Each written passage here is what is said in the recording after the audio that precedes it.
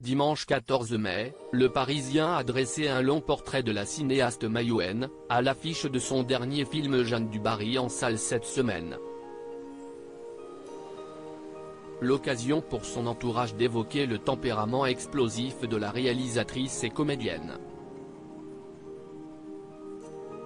Rarement un film français aura autant été éclipsé par les polémiques qui l'accompagnent.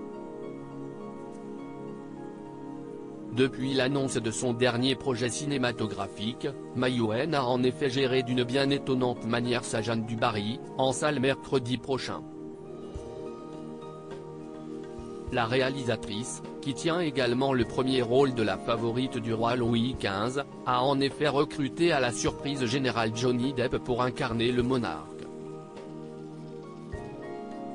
Tout juste sorti de son interminable procès contre son ex-Amber Heard, l'acteur américain fait des premiers pas inattendus dans le cinéma français et n'a pas manqué de faire l'éloge de la réalisatrice qui lui a offert un retour au 7e art dans les colonnes du JDD ce dimanche.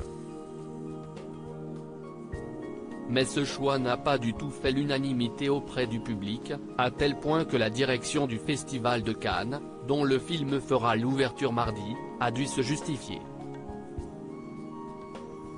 C'était sans compter sur la nouvelle vague provoquée par le passage de mahoraise sur le plateau de Quotidien, où elle a tout bonnement reconnu avoir agressé le journaliste Edwy Plenel lors d'une rencontre au restaurant. Des crises de colère et de larmes, tout cela n'aura rien de bien étonnant pour ceux qui connaissent et fréquentent la cinéaste depuis des années. Alors que Le Parisien dresse un long portrait de l'ex-compagne de Luc Besson ce dimanche 14 mai, ils ont été plusieurs à évoquer son tempérament pour le moins explosif sur les plateaux de tournage et dans la vie de tous les jours. Son ex-compagnon Joey Starr, dont elle a partagé la vie jusqu'au tournage du film Police en 2011, la qualifie notamment de boule de problème.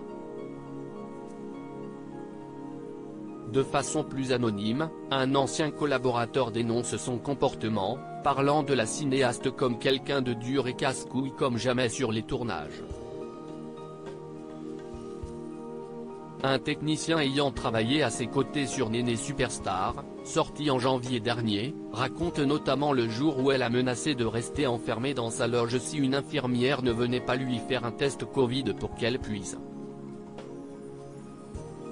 partir en week-end, évoquant également des crises de colère et de larmes.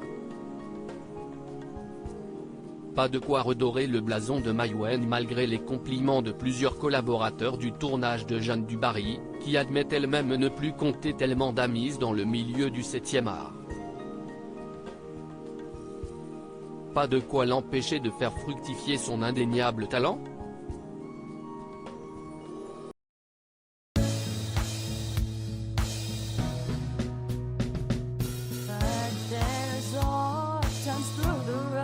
I think you can let me know. Sit down, sit back, let me help you out. Just step